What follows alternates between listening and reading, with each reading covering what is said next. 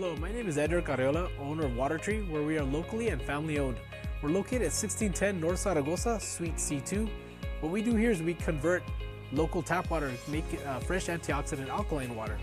So that's going to be today's lesson. Today we're going to talk about just that. We're going to talk about the difference between tap and alkaline.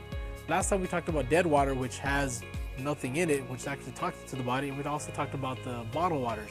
Today's lesson is on the tap water. Now what I got here is a sample of tap water.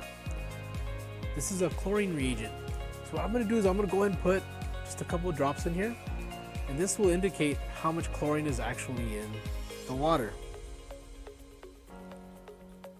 As you can see here, look at how much chlorine is actually in our water. Now during the winter months, there tends to be a little bit higher amounts of chlorine, just for the simple fact that there's not as much usage, a little bit more stagnation through the water. But during the winter months, they load it up. There's always a lot of chlorine. During the summer months, there's a ton of it as well, just not as much as you would in the winter months. Especially right now with the times that are going on, there's a lot of chlorine. Worst case scenario, what you can do though is here's some vitamin C. You can see that right here. Okay, it's like getting a lemon or lime, squeezing it,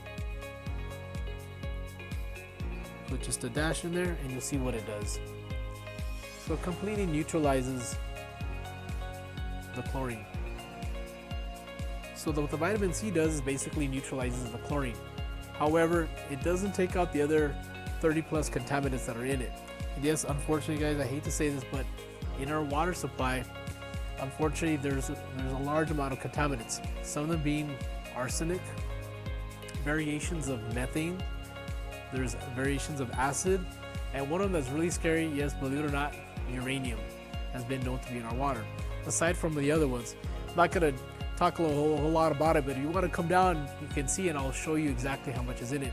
And believe it or not, there's actually legal limits that they put in it. So these legal limits, as long as we don't pass those legal limits, it's okay to have it in the water.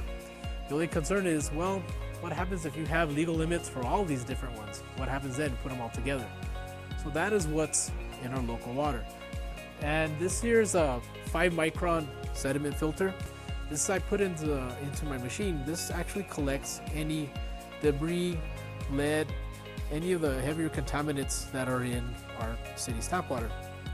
I'm going to show you. This was just taken out today.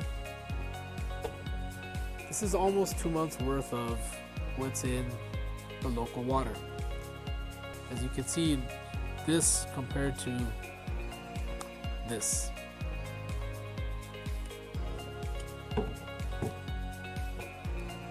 And with my alkaline water, what we do here is that we run it through the reverse osmosis process. So we clean all that stuff out. It's all taken out. All the good, the bad, everything is taken out. Then we run it through minerals. As it runs through the minerals, it picks up the electrolytes naturally from the minerals, like from the earth, as how we should be drinking it.